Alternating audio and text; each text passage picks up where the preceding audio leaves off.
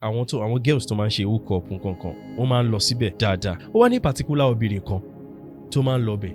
So wọ́n máa ń gbọ́ táwọn guys tó bá máa ń lodge, àwọn guys tó máa ń ṣeré níbẹ̀ ṣẹ́gẹ̀t, ó máa ń sọ pé this particular obìnrin like ó popular láàrin wọn bẹ́ẹ̀ tẹ́ kó máa ń wá dáadáa, wọ́n máa ń gbé dáadáa yí pé wọ́n sọ pé gẹ̀ yẹn pé ẹni ọkùnrin tó bá gbé sùn tó bá bá sùn yí pé ó máa ń rí blessing gbà lára ẹ̀, pé wọ́n máa ń rí blessing gbà lára ẹ̀. Ìgbà tí mo wá take time mi, mo wá search fún, mo wá lọ sí orí bóyá bí orí TikTok page ẹ̀, mo gba orúkọ ẹ̀, mo wá lọ sí TikTok page ẹ̀, mo wá rí pé most of the time gan àwọn nǹkan tóun gan máa ń post lifestyle tó ń live, kódà single mother ni, and she's a very young girl. Lifestyle tó ń live, lifestyle ẹni tí yà ń jẹ ni, inú ilé tó ń gbé gan kò fẹ́ jọ bí àwọn room àbí nǹkan kan. Ìgbà míì gan á tún ṣe fídíò bí tó ti ń sunkún, ìgbà míì àwọn lifestyle tó ń live. Àwọn ọkùnrin dẹ̀ ń sọ pé táwọn bá gbé sùn, tó bá bá sùn, àwọn máa ń rówó gbà, ẹ máa ọmọ yahoo. So irú bí mo ṣe ń sọ yìí gan, àwọn obìnrin tí wọ́n bá wà ní inú situation yìí, wọ́n á ti máa mọ̀ pé okay, irú àwọn kan báyìí máa ń ṣẹlẹ̀ sáwọn. Kí ni nǹkan tó wá ń ṣẹlẹ̀ yẹn? Òun gan tó wá ní blessing lára kò rí blessing lò. Irú obìnrin bẹ́ẹ̀ yẹn, torí pé obìnrin yẹn fún ara ẹ̀ aláìgbọràn èèyàn ni. Òun fún ara ẹ̀ gangan kò mọ irú èèyàn tóun jẹ́. Òun fún ara ẹ̀ gangan ó ń jẹ èèwọ̀. Òun fúnra ara ẹ̀ gangan ó ń jẹ èèwọ̀. Bẹ́ẹ̀ ni.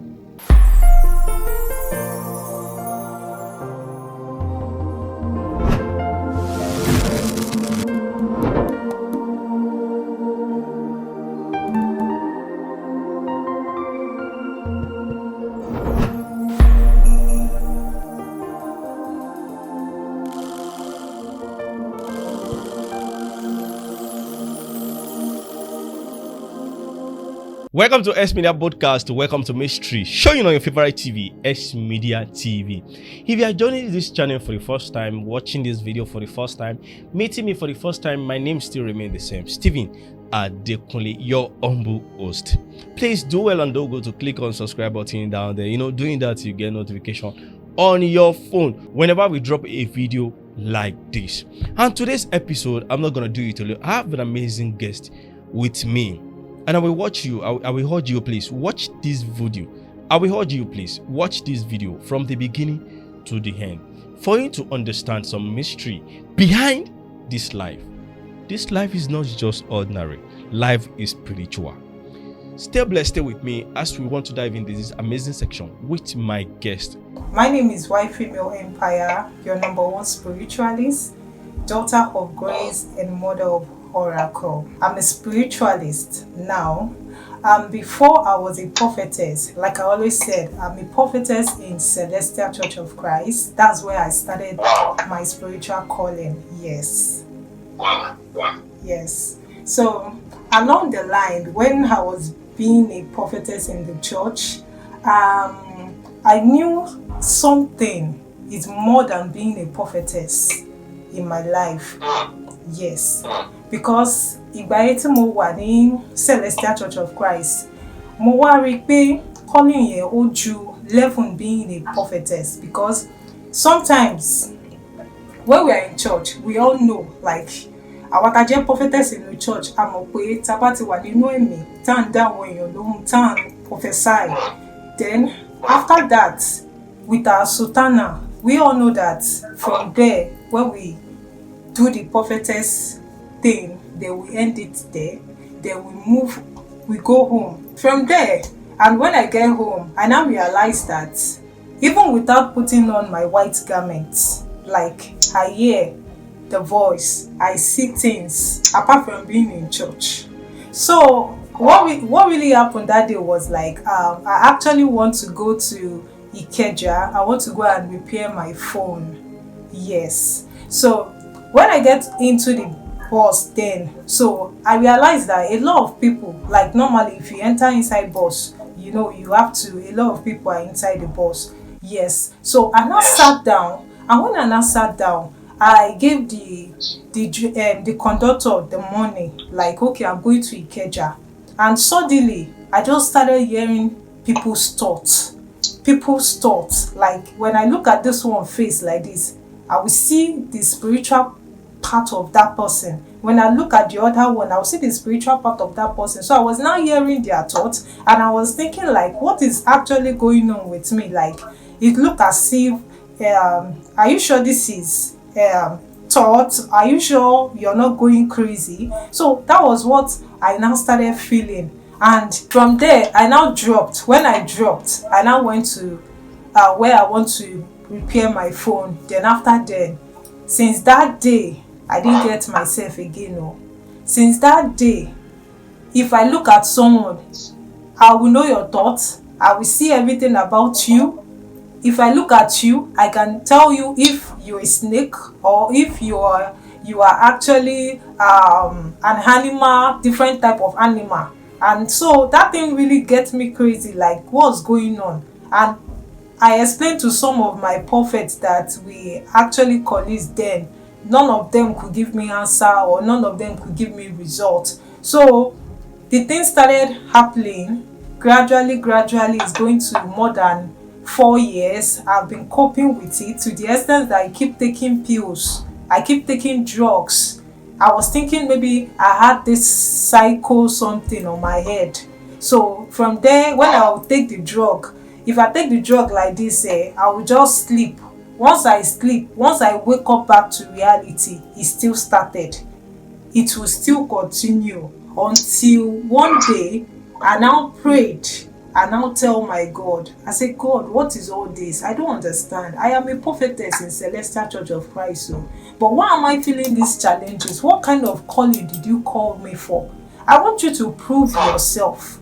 Prove yourself to me that, okay, this is the calling that I called you for. Because then we just knew that being a prophetess, you just be in church, you give messages, blah, blah, blah. Then after then, you go back home, you live your normal life. Because then I was actually working then. I was working in MRS company. I was working in a tea salad. So then I don't understand what is going on. So after then, I met a man. The man, when I met him, he said he heard my voice, he heard my cry, that something is wrong with me. And I said, really? Yes, that's true. And I said I should go to the beach. Then I should go and pray. And I went to the beach and I prayed. And when I prayed, then after then, in my spiritual realm, that is how I now detect out that this is actually where my calling is coming from. My calling is more than being a prophetess. So since then, when I prayed, I decided not to go to anywhere anymore. I decided not to go to church again. And now, I now focus on the kind of person. I want to know who I am. So I now focus on myself. I started praying. Then from there, they began to reveal themselves to me. Through my spiritual dreams, revelation, I began to know where exactly my calling is coming from. That name called Mother of Oracle is through my spiritual realm that they gave me that name. It's not just a name that I just felt like. So they gave me that name, Mother of Oracle, in my spiritual realm. So there are more to it. Let's say like 4 people has actually come across me, and even those that they are actually my friends, then they began to run away from me because they were like, you're a witch. Yes, they call me a witch because they knew that anything they do, I will know. Even it got to the time that even my boyfriend, someone I was dating by that moment, has to run away from me. There was let me share you something. There's a particular time. Boyfriend me. So we were sleeping. So I just suddenly woke up. He woke up too. And we were actually talking for some time. Then later we went back. We wanted to sleep back. And normally like your boyfriend will want to crowd you overnight. So when he crowd me, and the next thing I began to hear his thoughts. He was saying, what kind of power are you using? And I just looked at him and said, did you see anything? He said no. I just smiled. Yes, I just smiled. The second day, I now told him that this is what she said. He was now telling me that that he's kind of surprised at what's going on in our relationship. Like, if you want to cheat on me, I will definitely know that you want to do something bad. And if he does it, when it comes like this, I will tell him, welcome, oh, I've seen you. So the relationship cannot stay. That's the reason why he has to just, even when he's going to leave me, he didn't even give me a quick notice that he's going to leave me. He told me he's coming back, that he's going to come back home to come and meet me. Since that day till now, I never set my eyes on him. Yes, my body will tell me, yes. And this one I want to say is a very true life story. Okay, this one, Ele Timofeso, is a very true life story. It happens live and direct. Because actually that day I was at home. This one is even actually the one that I knew that the time has come. Yes. So I was actually at home. So I had this he's not really like a friend, but I met him. It's just like someone that actually want to become my friend. Yes. So so the guy now called me and I said, babe, what's up? Where are you? And I said, okay, I'm at home, because then I love to draw. Like, I love drawing something. So I told him that I'm busy, that I'm drawing. And I said, he was even thinking if I could come to this bar and let's just chill out. And I said, okay, fine, I'm on my way, I'm coming there. So the bar that he said that I should come is actually an hotel, not a bar. Yes. So he told me to come, and I get to the hotel, and I told him that, okay, let's go downstairs, since you said we should sit and let's just hook up at the bar. So and I said, okay, let's go downstairs. And I said, no, that it's too big to sit downstairs, that I should come up, let's go up there. So I now went to the hotel, since that is someone that I already know like 2 times, 3 times, so I just felt convenient. So, and I said, okay, I now followed him upstairs. The moment he entered the room, the moment I entered that room like this, my body was vibrating. My body was vibrating. I knew something wanted to happen by that moment. So, I now sat down. He now said, what did I want? What should I offer you? And I said, okay, you should offer me Chivita or Fafa Life, anything soft drink. And I said, okay, no problem. So, someone that I've already like thought about, pay oremi lele, pay ufedi oremi, so let's just become friends. Then after then, the next thing, I just saw that the guy just stand up. And the next thing, the guy just gave me a dirty slap.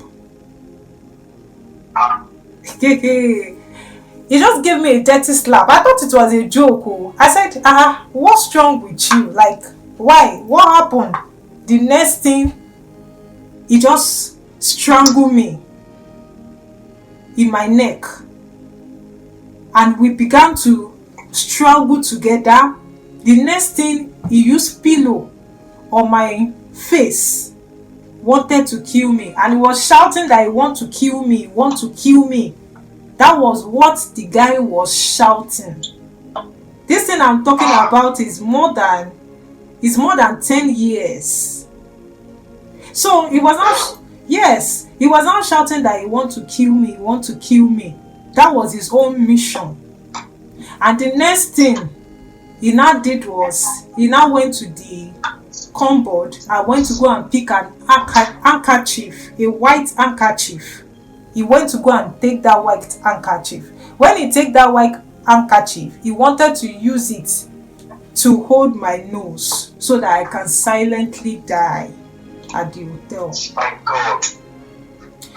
Yes. So when he wanted to do such a thing so that I should die, the last strength that I have, he was coming close to me like this with boldness.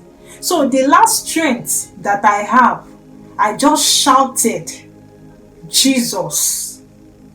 When I shouted Jesus, because I could remember that I raised my hand like this.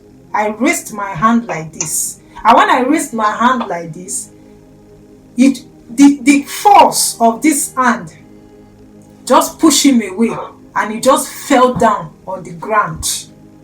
And when he fell down on the ground, he could not stand up anymore. He could not stand up anymore. So that was how I got that opportunity to take the key that he used to lock the door. And that was how I escaped from the hotel.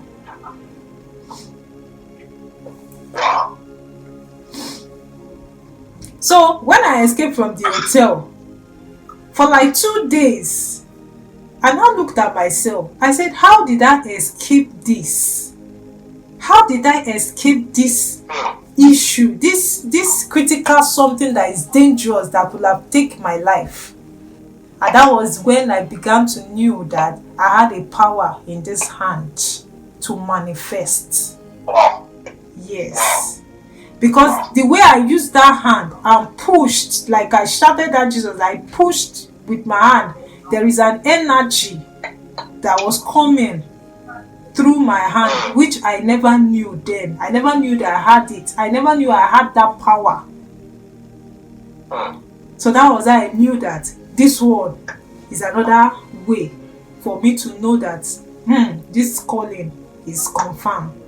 So after then, if I take a picture, then I will just find out that I'm not the only one that is taking this picture.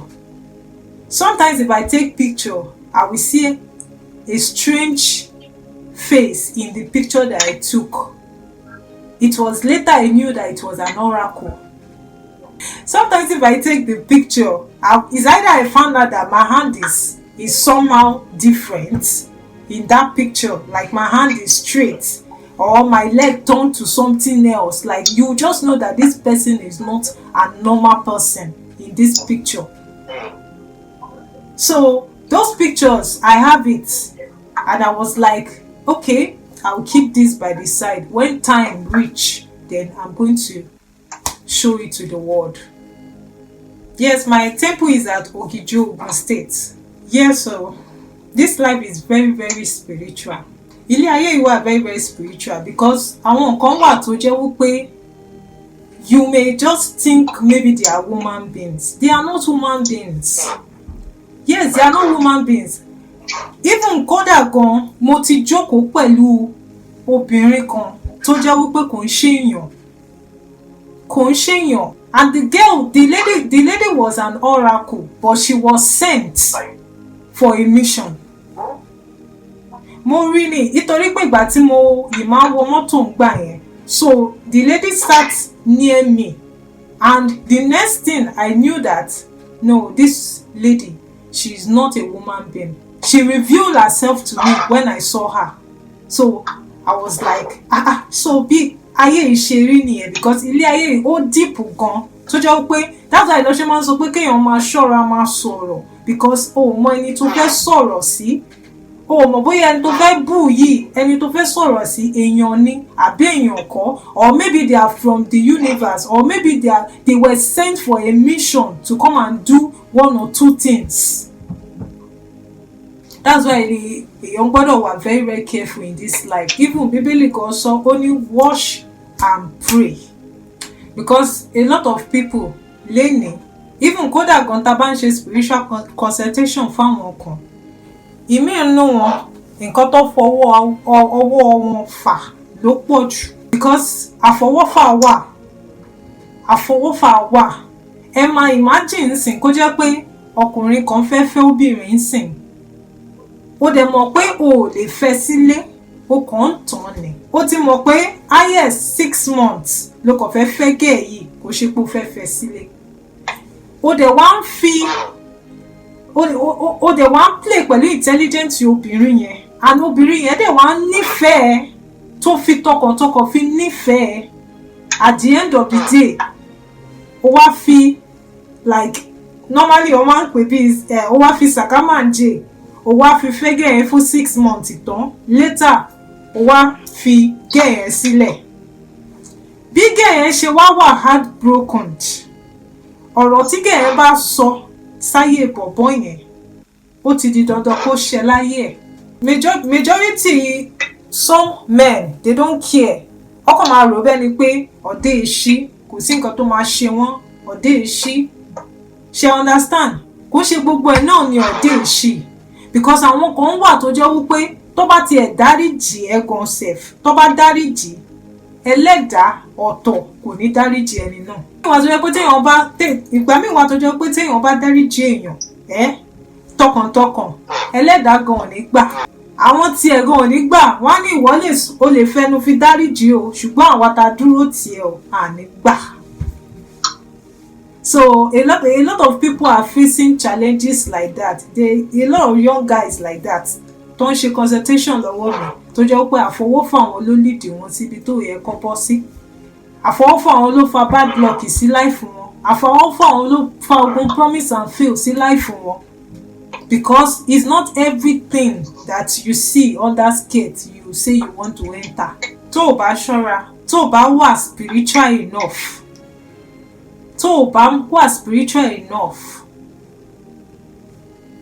Ó lè fa ogun sí life ẹ̀.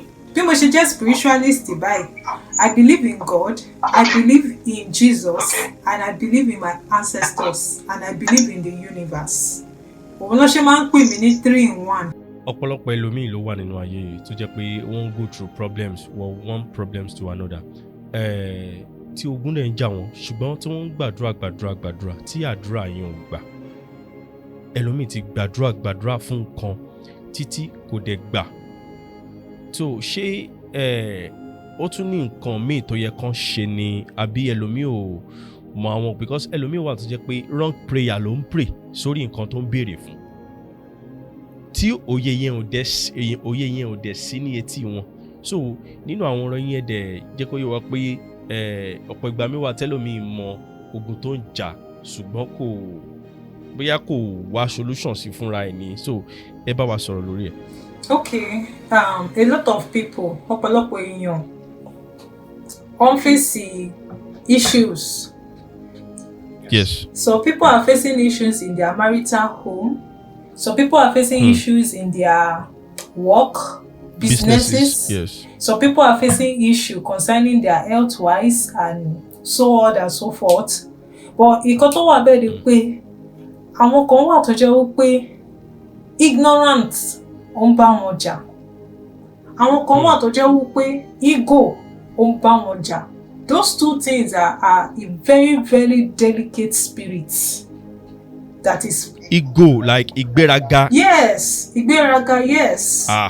Some people they know where the problem is. Ọmọ ibi tí ìṣòro ayé wọn wà. Ọmọ ibi tí àwọn ti fuck up.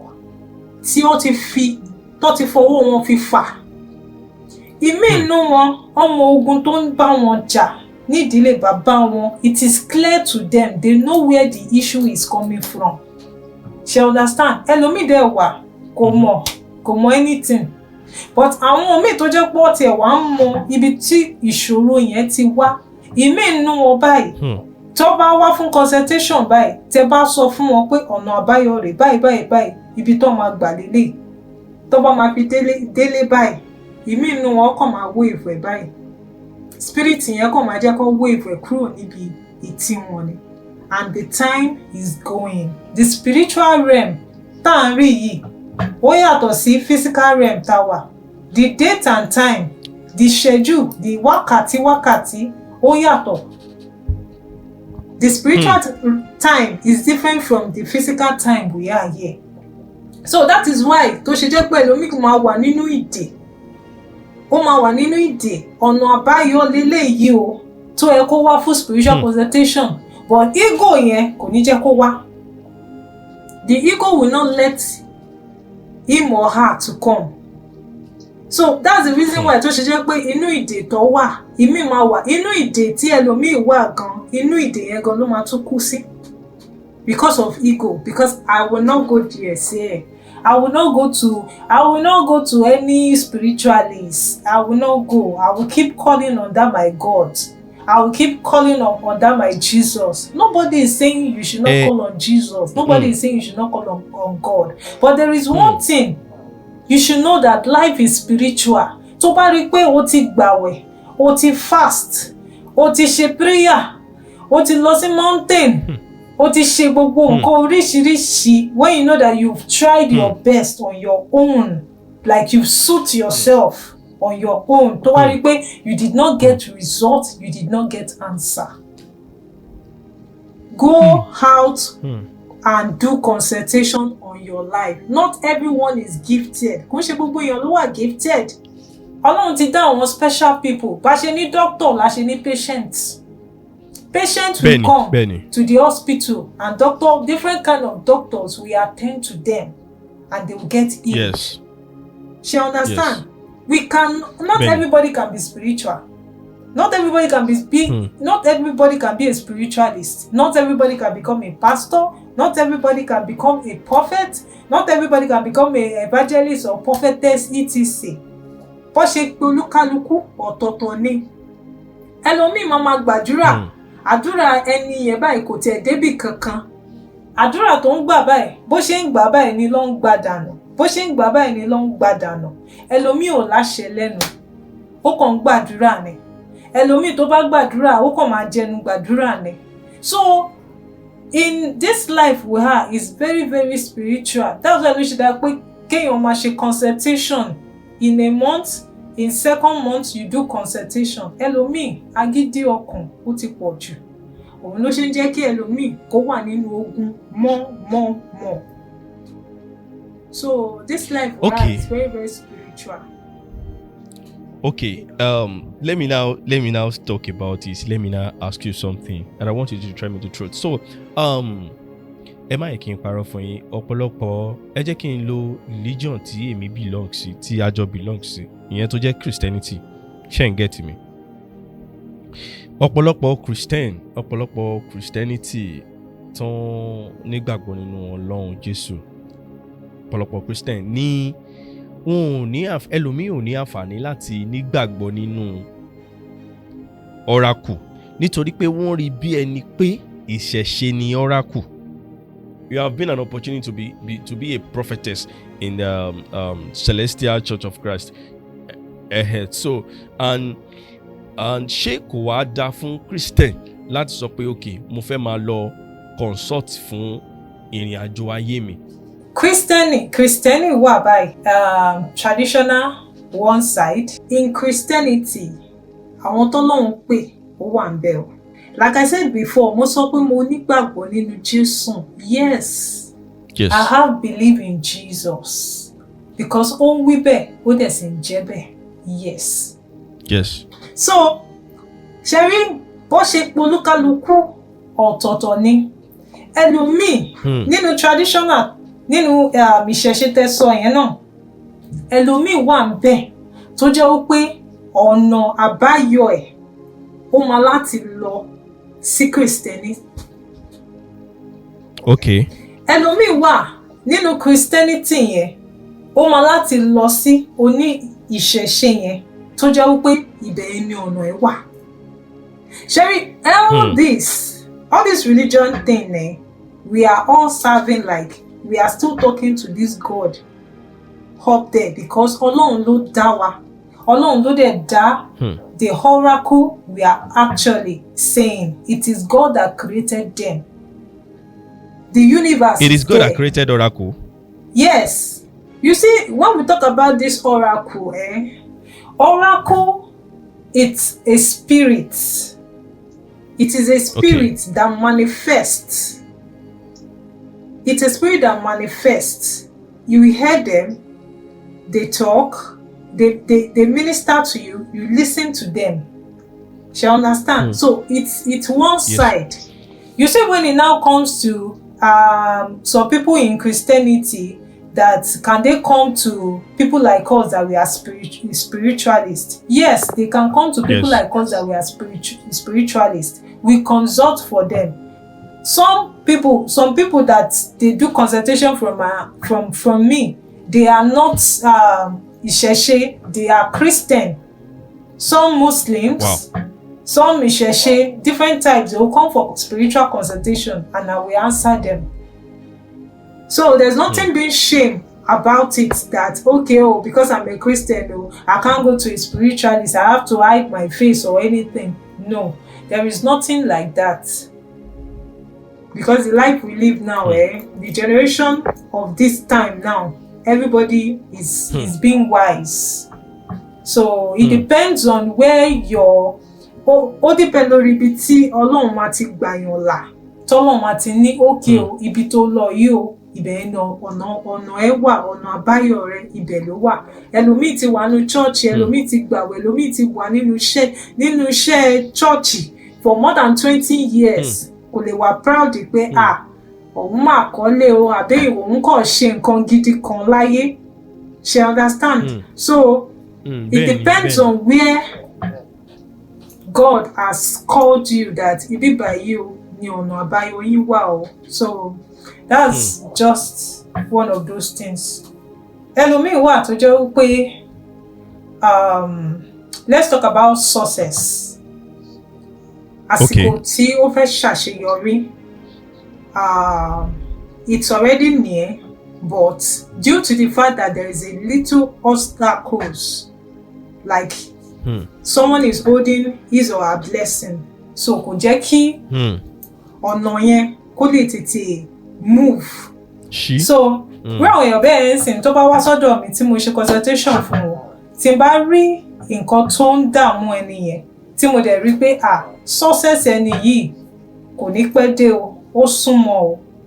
I understand. I'm going to tell the person that where you are going to is not far, but you need to be prayerful. If it's something that prayer, like you have to pray, is gonna click it, ọ̀tọ̀ nìyẹn. But tó bá ti jẹ́ pé a máa láti ṣe practical work lórí ẹni yẹn tí ó tó so that tó lè débi ògo ẹ̀ ní kíákíá. Bẹ́ẹ̀ ni. So we have to do a spiritual practical work on it, because it's not everything. Ìgbà mi wà tó yẹ pé prayer lọ́tọ̀ ni ọ̀tọ̀. Prayer is one side and spiritual practical work is one side. Prayer is one side and the spiritual practical work is one side. Yes. There are sometimes tó jẹ́ pé ìgbà mi wà tó yẹ pé ẹ lè máa gbàdúrà kẹ́ máa sọ fọ́lọ́run, Olúwa ṣàánú mi, Olúwa ṣàánú mi, gbé mi débi ògo mi. Tó dẹ̀ jẹ́ pé the only way that you can get to that place is go and pray on water with candle. Okay. With this thing, use this one, use that one. When you do the spiritual ritual, you will see that the roads will open. So there are different two types when it comes to prayer and when it comes to using spiritual materials as a practical work. Quick one, kásáré padà sórí ọ̀rọ̀ kan tí a kọ́kọ́ sọ ní ìbẹ̀rẹ̀ nípa ọ̀pọ̀lọpọ̀ ènìyàn tó ń rìn nínú ayé tí wọn kì í ṣènìyàn lásán, nítorí pé ọ̀pọ̀lọpọ̀ ènìyàn ló ti ṣalábàápàdé ohun tó ti jẹ́ kó láṣeyọrí tó dẹ̀ tún jẹ́ kó ṣubú. There was one time tí níbì kan tí mo mọ̀ dáadáa tí mo máa ń lọ. Okay, let me just open it like this. There's one hotel tí mo máa ń bá wọn ṣiṣẹ́ ńbẹ̀. Do you understand? Okay. So níbi ibẹ̀ yẹn ṣé ń gbọ́ mi? Àwọn girls tó máa ń ṣe hook up nǹkan wọ́n máa ń lọ síbẹ̀ dáadáa. Ó wá ní particular obìnrin kan tó máa ń lọ bẹ̀. So wọ́n máa ń gbọ́ táwọn guys tó bá máa ń lodge, àwọn guys tó máa ń ṣeré níbẹ̀ ṣẹ́gẹ̀t, ó máa ń sọ pé this particular obìnrin like ó popular láàrin wọn bẹ́ẹ̀ tẹ́ kó máa ń wá dáadáa, wọ́n máa ń gbé dáadáa yí pé wọ́n wá sọ pé gẹ̀ yẹn pé ẹni ọkùnrin tó bá gbé sùn tó bá bá sùn yí pé ó máa ń rí blessing gbà lára ẹ̀, pé wọ́n máa ń rí blessing gbà lára ẹ̀.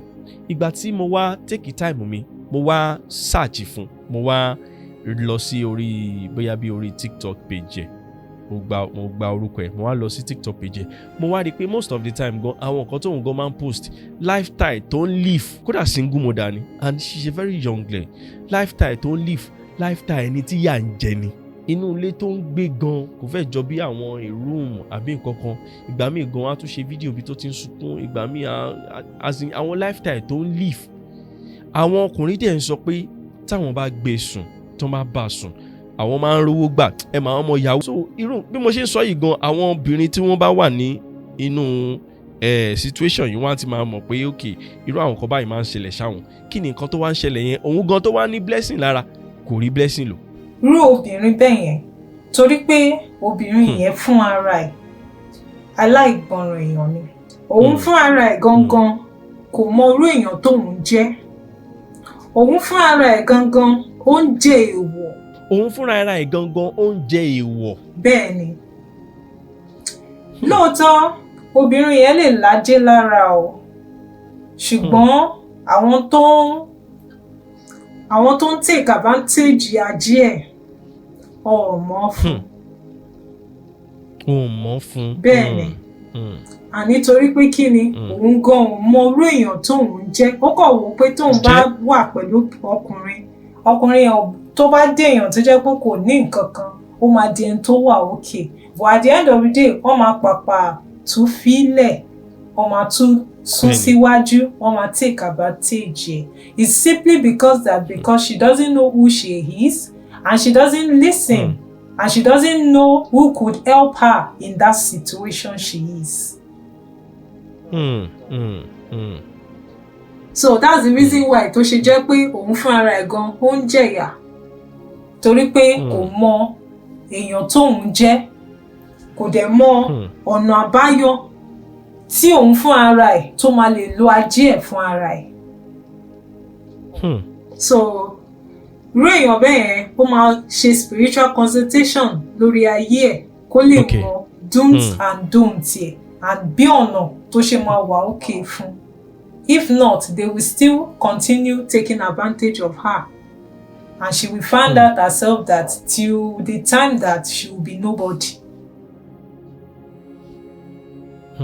Nítorí ọ̀pọ̀lọpọ̀ obìnrin, okay, let's just because these are things that are affecting a lot of people. Thank God you are here, and thank God you are a young woman as well. Ọ̀pọ̀lọpọ̀ obìnrin tó ń ṣe hook up lónìí.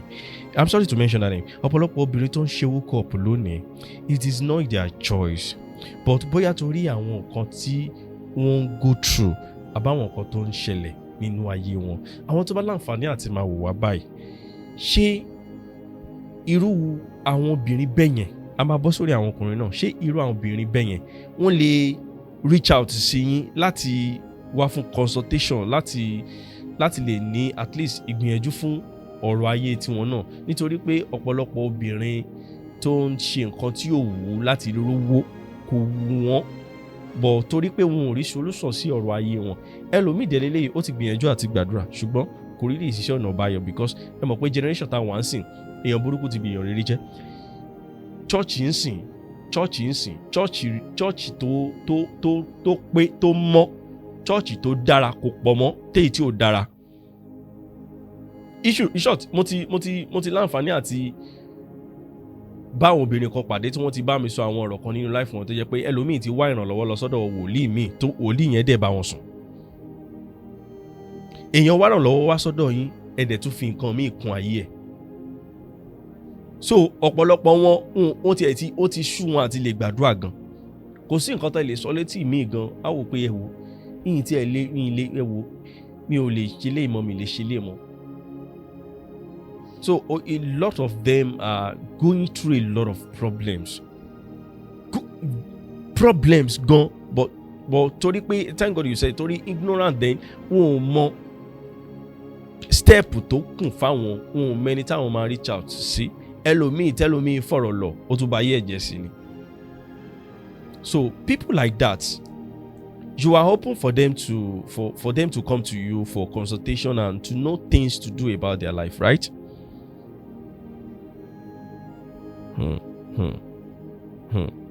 Àwọn obìnrin bẹ́yẹn, irú àwọn obìnrin bẹ́yẹn, àmọ̀ràn wọlé lè gbà wọ́n then báwo náà ṣe lè ṣe tí wọ́n tiẹ̀ fi lè dọ́dọ̀ yín àbí kí ni àwọn nǹkan tó yẹ kí wọ́n ṣe torí ẹlòmíín wà tó jẹ́ pé ó ń gbọ́ wa lọ́wọ́lọ́wọ́ tó ò sí ní bóyá Nàìjíríà àbí ṣẹ́tígẹ́tì kan tí mò ń sọ. Okay, yes. Okay, first of all, nǹkan tí mo lè sọ nípa ọ̀rọ̀ yẹn ni pé àwọn obìnrin tó ń ṣe hook up tó ń ṣe things like that, some are frustrated and some other some people it's not frustrated, like imi wa okay, she get some they just people choose are to okay, be doing it, but it's just that they just enjoy it, they just like doing it. Okay. Yes, there are some things that it's a spirit that need to be removed in their life. It's not as if they actually needed the money the guy wants to give them, but because of the spirit is pushing them, go and do this thing, go and do this thing. So it has gotten into their body. It means no one in their family. They cannot do without doing such a thing. As in the spirit is dwelling in them and is affecting their life. Anytime they even go and do hook up, or do something crazy like this, they blame themselves. So it's just vital. Some people are frustrated doing it because of the condition they are, and some people, they are just doing it and they've been praying to God to remove it away from their life, to be a better person in life.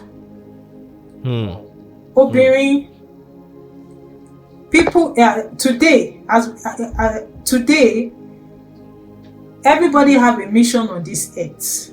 Everybody has what he or she is supposed to be on this earth.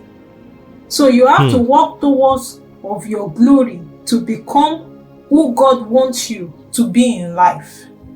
So a lot of some ladies today and some men today, because of this hook-up thing, they have lost their glory. They have lost their glory. Yes. Some handsome guy. Obìnrin lè máa ṣe hook-up kó dẹ̀ padà sógo ní nínú hook-up yẹn. Yes. Wow. Yes. Nínú hook-up tó ń ṣe yẹn gan, ọkùnrin mi gan ó ti sọ ògo ẹ̀ nù gẹ́gẹ́ bí ọkùnrin. Yes, because sex is a spiritual intercourse. It's a spiritual intercourse. So okay, sex is not just normal. Sex is a spiritual intercourse. Yes. It's not just ordinary because it's an exchangement of energy between a man and a woman.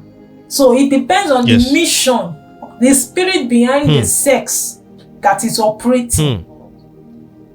So like now, let's just say a guy that has been battling with issues of promise and fail, a guy that has been battling with disappointments. And the lady in question that you slept with, automatically you will exchange that energy, that disappointment energy and all those things. The lady herself with the guy will be exchanging energy, and so the energy of the disappointment will automatically go to the lady, and whatever the lady is bringing from outside will automatically go to the guy too. So that's why it's always good for someone to be cleansing his or herself. Ẹlòmíì wà tó jẹ́ pé ibi tí sex yìí ó dangerous tó. Ẹlòmíì wà tó jẹ́ pé like let's say like 3 months later ó máa kú. Òórùn ikú tí ń rùn lára ẹ̀, ó ti ń rùn lára ẹ̀. Ṣùgbọ́n ọkùnrin yẹn fún ara ẹ̀ gan-an mọ̀ pé òórùn ikú ń rùn lára ẹ̀. So such a guy will now go and sleep with a lady, and when that lady sleep with the guy, it's not as if maybe the guy knows that he's going to die. It's just like ẹ̀mí ikú ti wà lára ẹ̀ tóun kò tí mọ̀ pé nǹkan báyìí máa ṣẹlẹ̀ in the next how many months. So tóbìnrin yẹn tó bá tẹ̀ wá jẹ́ èèyàn tó wà spiritual àbí bóyá nídìí as in bóyá spiritual atomy of a spirituality tí ẹ wà lára lady yẹn tó dẹ̀ lọ bá bọ̀bọ̀ yẹn sùn, automatically it can be switched. Spirit of death can be switched. Yes, by having sex with the guy, the guy's spirit of death can switch to the lady. And when it switched to the lady does not even know. Ìgbà yẹn ló máa kàn sọ pé bóyá orí fífọ́ kankan ṣẹlẹ̀ sí gẹ̀yìn or little malaria, before you know it ọkọ̀ máa sọ pé ó give up. Oku ẹdúró if I could hear you well, ẹni tí spirit ikú bá wà lára bọ̀bọ̀ yẹn lára ọkùnrin tí ò mọ̀ tó jẹ́ pé in the next month ó máa kú, tó bá bá obìnrin sùn tí obìnrin yẹn ò bá wà spiritual enough nípa ìbásùn, ikú yẹn lè transfer látara ọkùnrin sí ara obìnrin. Tí ó bá sùn automatically ó dẹ̀ máa forí ko. Ó máa forí ko. But tí atom spirituality bá wà lára lady yẹn tó tẹ̀jẹ́ pé lady yẹn náà kò ń ṣe òun náà ó ń jáde ó ń lọ sí ọ̀dọ̀ spiritualist for protection. For protection tí ò dúró lásán tó gbàdúrà tó ń ṣe ó lè forí ẹ̀ kọjá. Bẹ́ẹ̀ because this spirit of death is a spirit. That's why they used to say èèyàn téèyàn fẹ́ bá sùn, ẹni tó fẹ́ bá ṣe, ẹni tó fẹ́ bá sùn tó fẹ́ ní nǹkan pẹ̀lú. Don't just have sex with any kind of person because this life we have live now. Bákan máa bá yàn sùn anyhow. The life we live now is spiritual and it's very very dangerous. Ẹlòmíì ikú oníkú ló ń gbà. Tó jẹ́ pé táìmù tí ẹ̀ gangan ò tí tó. Tásìkò tí ẹ̀ gangan ò tí tó. Kò tí tó. Chai. So definitely nípa ìbásùn, nípa kí ọkùnrin àti obìnrin máa bára wọn sùn, wọ́n lè kó ogun ranra wọn. Wọ́n lè nípa ìbásùn wọ́n lè kó ogun ranra wọn because a lot of ọkùnrin mi gẹ́gẹ́ bí ọkùnrin tó lọ ṣoògùn sìn bóyá lọ ṣe nǹkan kan wọ́n wá ní fi sára o pé kó bá obìnrin kan sùn, pé o gbọ́dọ̀ bá obìnrin sùn. Now ó wá gbé ọmọ bóyá ó gbé hook up ó bá sùn, so definitely nǹkan yẹn ti dáhùn lára obìnrin yẹn, bóyá àṣetì nǹkan kan ti wà lára obìnrin yẹn. So ọkùnrin tó bá tún wá bá obìnrin yẹn náà sùn, ṣé òun náà ní opportunity láti táàpù lára ẹ̀ tọkùnrin yẹn náà bá dira? Ó máa táàpù, ó máa lọ from one problem to another, from one problem to another. Obìnrin yẹn á máa pín káàkiri. Bẹ́ẹ̀ni ó padà bẹ́ni pé kí Michael kó bá Fẹ́rànmi sùn, ó tún wá padà ó tún wá lọ bá Jonathan, ó ti di dandan on spread. It's just like a virus. Bí disease náà ni. It's just like a virus. They keep spreading it among because jókòó síbì kan, from one man to another, from one woman to another. That's why ni ogun yẹn ṣe ń pọ̀. That is why the problem is getting more worse. Ṣé ọ̀pọ̀lọpọ̀ marriage gan tí ọkùnrin tó bá lọ ń ṣe ṣìnà níta ó lè lọ fọwọ́ ara ẹ̀ fa ogun wálé through ìbásùn wá fún ìyàwó ẹ̀ ńlé? Very very, that one is confirmed. Ìyẹn wà confirmed. That one is true. Ayé deep o. Tó bá lọ ṣe ṣìnà ta, ṣìnà tó ṣe ń ta yẹn, tó dẹ̀ mọ̀ wípé ẹni tó ń bá ṣe ṣìnà ta yẹn tó ṣe bá ṣe ṣìnà òun náà tún lọ sọ́dọ̀ Johnny. Ó tún wá bá ṣe tán, ó tún wá gbé padà wá bá ìyàwó ẹ̀. Ìyẹn wà certain, it's certain. That's why ìyàwó lé, you have to be very very spiritual and prayerful. And even that is as why a man, lé gbọ́dọ̀ wá fi. Even as a man, cheating, kéèyàn máa cheat is a bad thing to cheat. It's a bad thing to cheat because I have them coming for spiritual consultation and nǹkan tí cheating yẹn ti dálẹ̀ nínú life wọn. Tó ti dálẹ̀ nínú life wọn. Yes. Ọkọ lé tó bá ń cheat. Chai. Nǹkan tó ti dálẹ̀ nínú life wọn. òun ló ń fa ogun àfàsẹ́yìn sí láìfù wọn. kákókó sọ pé ọ̀pọ̀lọpọ̀ ogun tó ń jà wá ní generation sìn àfọwọ́fà ló pọ̀ jù. Àfọwọ́fà ló pọ̀ jù. Nítorí ẹlòmíì ó lè bá ìdààmú sùn tí ìdààmú bá ń lọ báyìí ní obìnrin kò síbi tí ò lè ti kíní abẹ́ ẹ̀ bọ̀ ó wá ti ru ogun sórí ara ẹ̀. Ok, nǹkan tí à ń sọ yìí ṣe bìlífù pé àwọn lówó àwọn lọ́rọ̀ wọ́n máa rí nǹkan tá à ń sọ yìí bí ẹni pé kò rí. ṣe bìlífù bẹ́ẹ̀ because nǹkan tá à ń sọ yìí náà bá ṣe ń sọ yìí àwọn kan tún wà tó máa takò wá pé kí ni pé kò rí ìjọ kinní kan pé ẹni tó bá ti lówó kó lọ sọ́dọ̀ Dangote náà ṣé Dangote lè kó kinní kan látara obìnrin kan ni ṣé owó ẹ̀ lè tán ni. Ó tán ni. Some people will not agree with what we are saying. They will not agree with it. Yes. Òun náà ni mo ṣe sọ pé there is good and there is bad.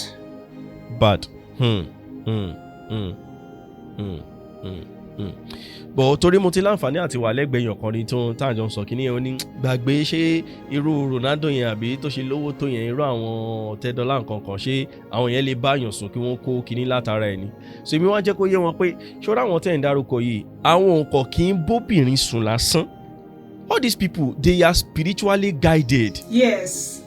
Ọ̀kan dédé bóbìnrin sùn lásán. O ò lè dọ́rọ́lọ̀ nílé ayé yìí kó má dira torí kéèyàn kọ̀ rọra lówó kékeré gan. Even kódà gan. Mo ń gbọ́ yín mà. Kódà gan obìnrin míì máa fẹ́ ṣe consultation lórí bọ̀bọ̀ tí ó ṣẹ̀ fẹ́ tó ṣẹ̀ meet. That's why it's good to do consultation because even though you want to go out with this person, do consultation on this man, do consultation on this lady. Obìnrin tí mo fẹ́ yìí ṣé ti bá fẹ́ obìnrin ṣàárọ̀ ọ̀sán àti alẹ́ nípa journey níwá yìí ṣó máa dá o. Because a lot of marital home today now is being destroyed. Marital home ẹlòmíì ṣe máa fẹ́ ìyàwó ẹ̀ just for 2 good years, the next thing wàá gbọ́ pé accident kan ṣẹlẹ̀ síyàwó òun ló ṣe gbàbẹ̀ lọ ó di widow nìyẹn. Ẹlòmíì on their wedding day, on their way going back home, ọkọ àti ìyàwó dẹ̀ l'accident ó kú. Ó dẹ̀ kú. Yes. That's the reason why tó ṣe máa ń ṣe consultation lórí ẹni tí o fẹ́. Love is not enough in this marital journey you are entering.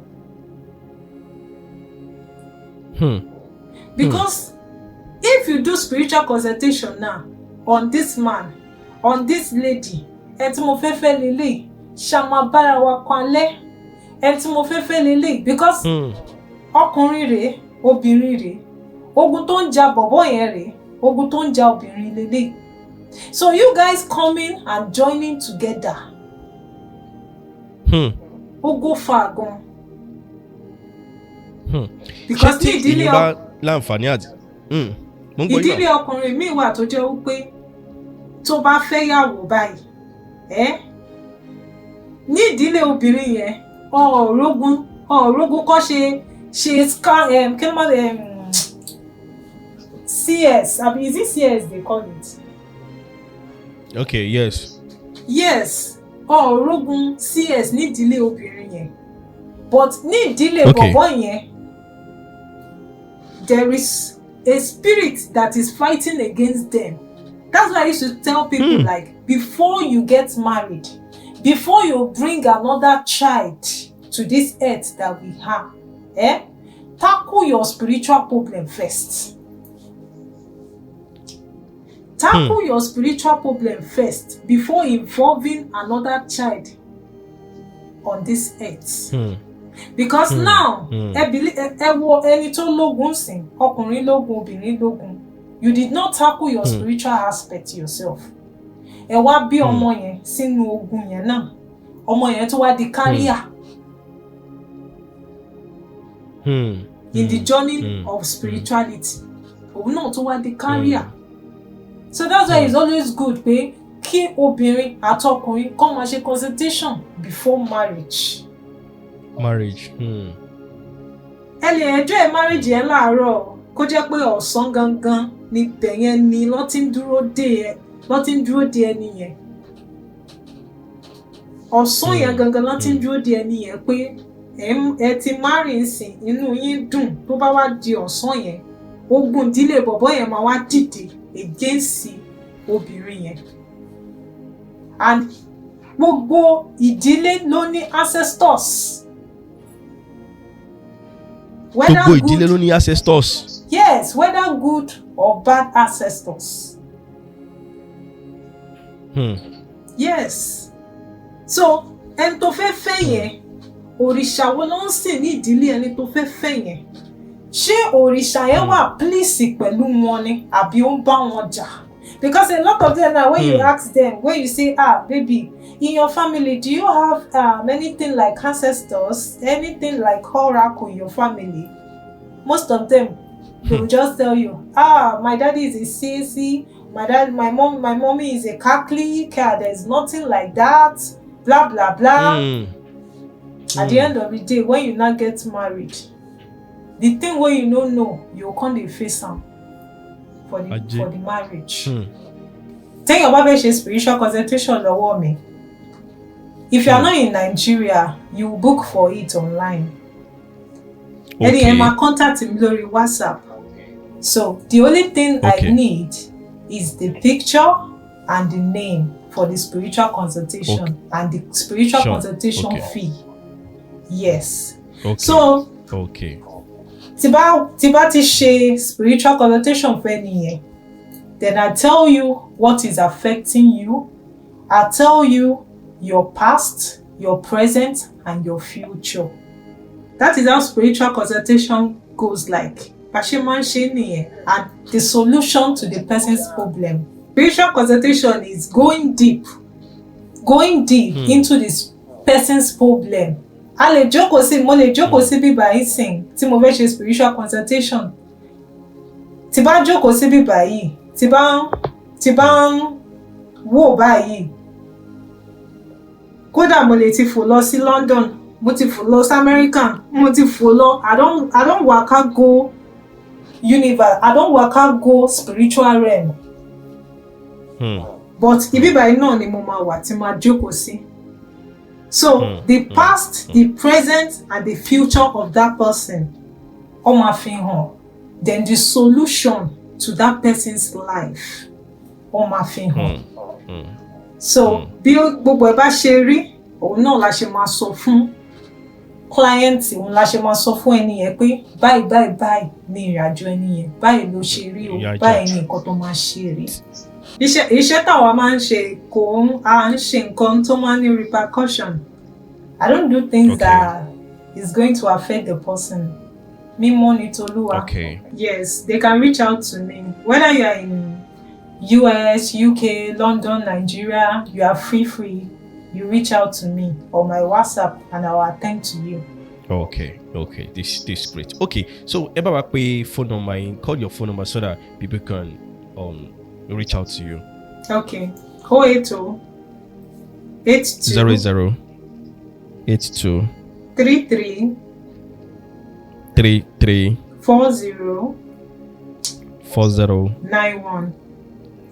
91. Can you call it once again? 080 82 33 Yes.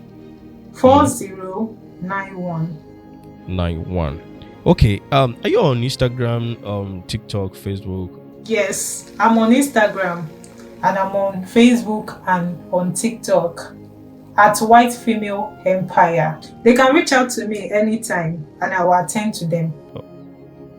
Okay. So, and in case of people that want to come to your office, where is your office located once again? Ogijo, Ogun State. Ogijo, Ogun State. Right. So, before we go, a word of advice for people out there, for a lot of people that need to hear from you. Okay. My advice to people that are watching me right now: take your spiritual life serious. This life we have, life is spiritual.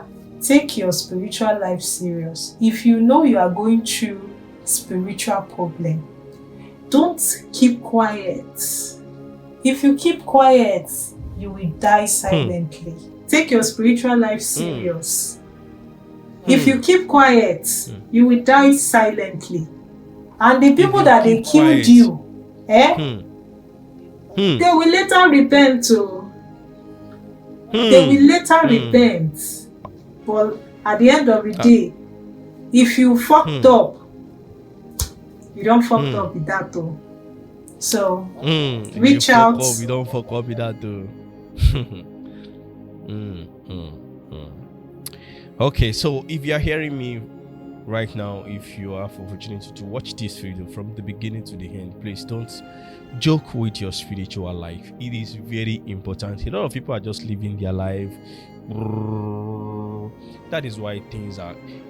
I always talk this thing that kò sí èèyàn torí èèyàn jẹ́ láyé yìí, kódà kó má jẹ́ Nàìjíríà gan, torí èèyàn jẹ́ tó ń pè ní ọlọ́rọ̀ lónìí. Tí èèyàn bá bí ẹni yẹn dáadáa, ẹni yóò fi spiritual life ẹ̀ ṣeré, because kó tó lè jẹ́ èèyàn nínú ayé. You should understand what I'm saying. Even àárín ẹbí èèyàn gan, àárín ọmọ ìyá, kẹ́nìkan kàn máa jẹ́ èèyàn lọ, kò sí ni wọ́n á gbógun tì. So kò dẹ̀ sẹ́ni tí ọwọ́ ẹ̀ máa lọ sókè, tí ẹ pé ó máa wà lókè, tí ò ní fi spiritual life ẹ̀ ṣeré. Because taba launching, a lot of people said, what you are saying, there's nothing like spiritual, there's not. Tí ìṣoríire dáwọn level kan. Tó bá ṣoríire dáwọn level kan, àwọn èèyàn kan wà tó ṣẹ̀wọ̀n á máa ṣàṣì ẹ̀. So you don't have to. There is a lot of people that ṣẹ̀ wọ́n dá wọn mọ̀. But yes, they just want you to fall. Like they don't want to see you. They don't want you to be successful. So anybody that succeed in this life, any of his spiritual life, yes, so please, and you are free to reach out to White Female Empire. Search for White Female Empire anywhere on Instagram, Facebook, and the Lord continue to bless you, and I'm very sure you will have a testimony as soon as possible. So I'll need Dubai Loni. Stay blessed and stay cool, and I'm very sure you have learned one or two from this, especially àwa ọkùnrin tá ń rìn kiri nínú ayé, ọkùnrin tó ń ṣe ṣìnà díẹ̀díẹ̀ o. Ó lè má tẹ̀ lónìí, especially àwa young youth, ó lè má tẹ̀ lónìí. Ọjọ́ alẹ́ ni ká máa rántí o. Ọjọ́ alẹ́ mo rìn ní iṣẹ́ kan ṣe Monday ni tí mo jáde, mo rí bàbá kan, bàbá yẹn ti dàgbà, bàbá yẹn ní láti máa bẹ̀ mí fún 100 naira àbí 50 naira. Ọlọ́run mọ̀ nǹkan tó ti fi youth wọn ṣe. So don't joke with your youth age. O lè máa ṣe gbogbo ẹ̀ kó máa lé òun ṣe kíní ẹlòmíì bó ṣe ń jẹ àjẹsára tó, ó dẹ̀ ṣe continue láti máa ṣe ṣìnà yẹn o. Do you understand? But díẹ̀díẹ̀ rẹ o, torí ọjọ́ alẹ́. Àwọn èèyàn kan dẹ̀ wà téèyàn gbọ́dọ̀ pa lẹ́kúnnú ayé. Àbí ṣé mo purọ́ ni màmí? It's the truth, yes. Àwọn ẹlòmíì wà tó jẹ́ pé kò kí ẹ nípa, ó kàn máa treat obìnrin ẹni à ó kàn ṣá máa treat ẹlòmíì ẹni à tó bá lóyún, tó bá lọ ṣẹ́ dànù, tó bá ti lè ṣe get out kíní kan. A lot of single mothers ló wà ń tàn sí tó yẹ pé ọkùnrin ò gba ọmọ lọ́wọ́ wọn, òun ò dẹ̀ tọ́jú àwọn ọmọ yẹn. So tí àwọn bẹ́ẹ̀ yẹn bá àwọn obìnrin dẹ̀ lélẹ̀ gbogbo orí obìnrin tẹ máa rí tí ò lẹ́gbẹ́ tàbí tí ò ní nǹkan kan. So èèyàn kan kì í ṣe obìnrin anyhow. Please be very careful out there and take your spiritual life serious. Stay safe, stay cool, stay fine, and the Lord bless you. So till next time we meet again, I'm still your humble Stephen Adekunle. Stay blessed and stay cool. Bye.